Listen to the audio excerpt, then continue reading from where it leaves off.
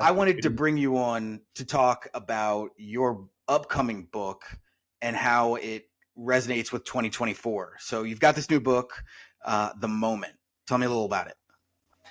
It's the moment, thoughts on race, on the race reckoning that wasn't, and how we can all move forward now. So trying to talk about how many of us, how many people, not of us, but many people believe that we were in this moment of racial reckoning after George Floyd, and how many of those promises became unfulfilled, and kind of how do we get there from here? And we highlight many things throughout the book.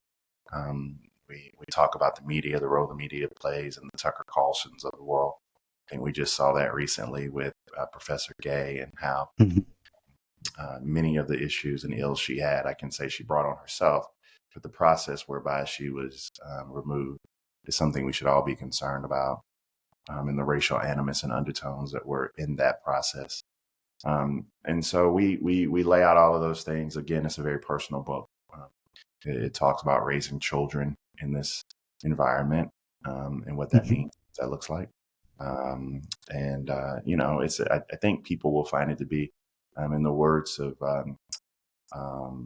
Will Ferrell, it's provocative. It keeps the people going.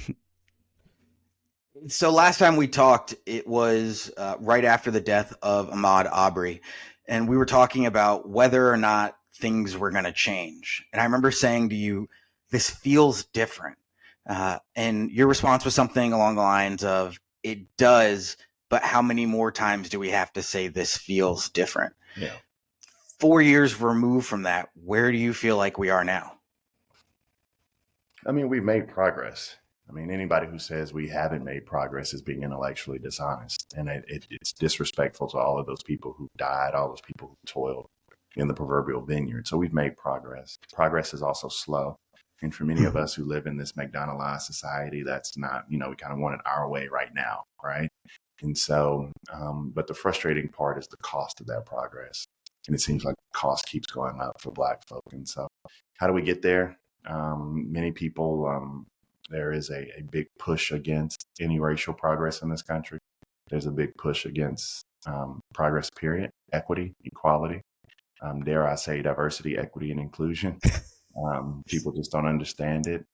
It's amazing how there is a huge, robust discussion about the qualifications of you and I when there are, 100 times more mediocre white men who do the same thing as you and I, who've never been questioned. And so you said that they don't understand diversity, inclusion, and equity. Is it that they don't understand it, or is it just that they don't want the playing fields leveled? Because I feel like we often give,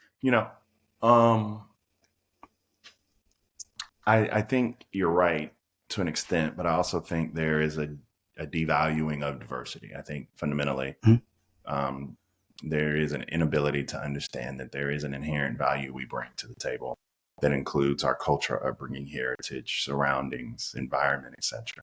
And that's plain ignorance. I mean, the inherent value in you is your upbringing, your culture, where you come from, what makes you be a Black man in today's America, right? That's a value added to any comms division in the country, you would think. Yeah. Right? But many people want the same old ideas, the stale thought, and that prevents growth. And I think that we're fighting that battle uphill. How many times have we seen companies that lack diversity then make mistakes, though? I always use the example of Gap. Gap had that ad where it was an African-American child in a shirt that I think it said monkey or something to the functional equivalent of that. Like, that to me is proof that they had no one in a senior position that was Black that could flag that. I mean, we see that all the time. I mean, people's social media posts, TV shows, etc. We're like, you can tell immediately when there've been no Black. And let's be clear. I mean, in this book, I actually talk about people who, Black folk who prop up white supremacy to that. And when you think about the Jason Whitlocks of the world, just as one example. That's a perfect example. Yeah. I mean, you don't have to just be someone. It's interesting because they want to say, aha, well, we had Jason Whitlock in the room, and you can say, no, that still perpetuates white supremacy. And then we're in this rabbit hole trying to explain to you what it means again, right? But the line's always shorter on the other side. That's always the expression. It's always shorter. It's easier. I mean, it's just an easier way to get on TV. It's an easier way to do many things that you want to do or have some semblance of success by that association with those things. So I hopefully this book will be one small tool in the toolkit to help us push this boulder uphill. And as we head into the 2024 election, a lot of people are worried about Biden's chances for re-election. I wrote a column the other day about Black strategists and Black consultants and how if Democrats want to win, then they need to be hiring Black strategists and Black consultants who can explain to them the nuances in the African-American community, or Latinos strategists who can understand and explain the nuances in communities of color. This idea that you're going to hire white firms to come in and explain, strategize, it's gotten insulting at this point. And I wonder, you're someone, it might be too late.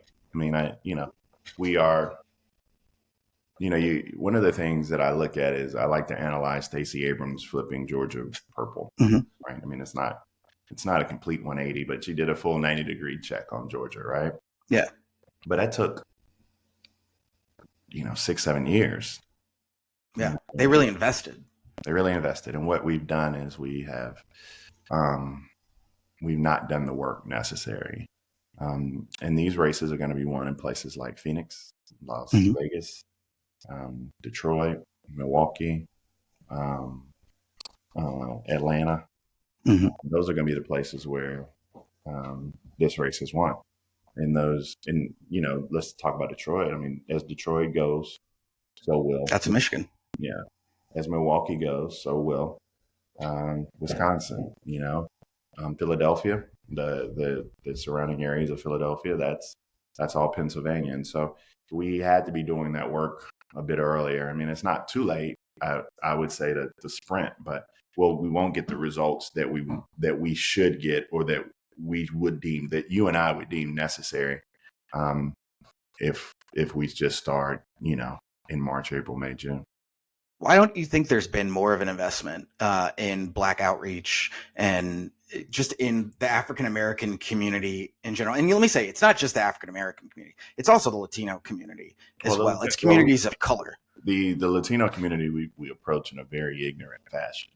Yes, as if they're one monolithic group. Correct. And that drives me nuts. Democrats use words like Latinx that, Latinos don't use. Exactly. I mean, we treat Cubans the same way we treat Venezuelans, the same way we treat Mexicans, the same way we treat El Salvadorian. I mean, it's weird. It's insulting. It's insulting. And then we think that they don't care about issues like crime, or they don't care about issues like the economy. I mean, we just say we're going to do something around immigration and Dreamers, which is good, and that's it. But that's like messaging to Black folk about criminal justice reform. Like, we need a little bit more than that. The president and vice president have done a good job with issues that directly affect our communities. But since I've been alive, I mean, save for Bill Clinton, we've just been terrible messengers. I mean, John Kerry, Al Gore, Barack Obama, Hillary did a slightly better job. That race was just convoluted in ways we there was a lot of things going on. But even Hillary, I mean, we all go back to the hot sauce in the bag, but in general, she does carry hot sauce in her bag. Does she? Yeah. Like, that was the funniest thing ever about that interview with Charlamagne. I was like, people who know, like, she literally does that. I mean, it was something that went, she wasn't trying to message. She was just being honest, but she actually was a better messenger than most. Barack Obama was a great orator, and I think we have to discern, a brilliant orator, but he had a hard time explaining. I mean, he thought that people should just recognize the shit he'd done, right? Like, I did this, like, you should, but people didn't even know in the Affordable Care Act until they tried to repeal it. Yeah. And now with the popularity of the Affordable Care Act, will never, it's like Social Security. It will never go away. Thank God. Correct. It never will go away. And, it's called Obamacare for a reason. And he did that. But people like, oh my goodness, Tom Perriello, who's one of my favorite Mhm. members of the United States Congress. He lost his seat because of that, because we Yeah. couldn't clearly articulate what was in it. But now everybody knows what's in there for you, right? And every time anyone tries to run away from it, it's, almost like abortion. Like it Sure. will tank you if you're not careful. We just do not message well. And this president has a problem with messaging. The vice president messages very well, but they usually keep her in bubble wrap, which drives me Mm-hmm. nuts.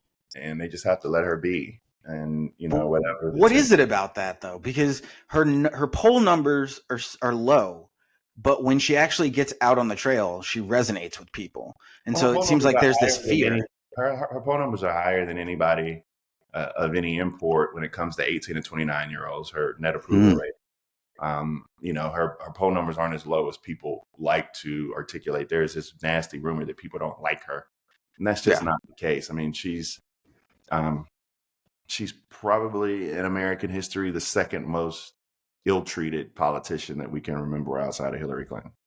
Mm-hmm.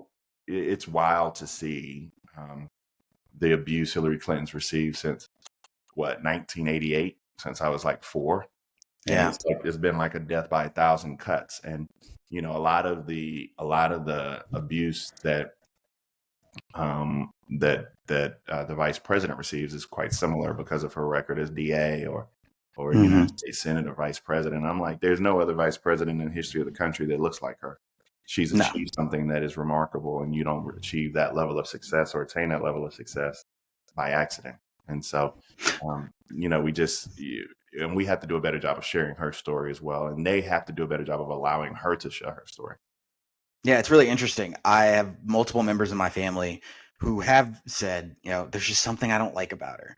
And then when she did that New York Times interview a couple of weeks ago, where she sat down for that long form interview, I sent them the interview and was like, just watch it and tell me what you think. All of them came back raving about the interview.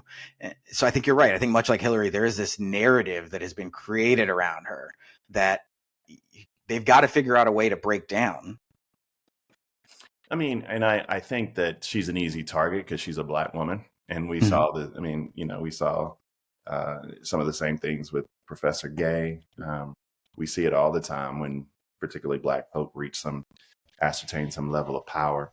But she's strong, and she will get through this. I think Joe and Kamala will win again. I think she's going to be really hard to beat for the nomination in 2028. I mean, I think it's the path is just one that's that's more inclined for her to be successful than not.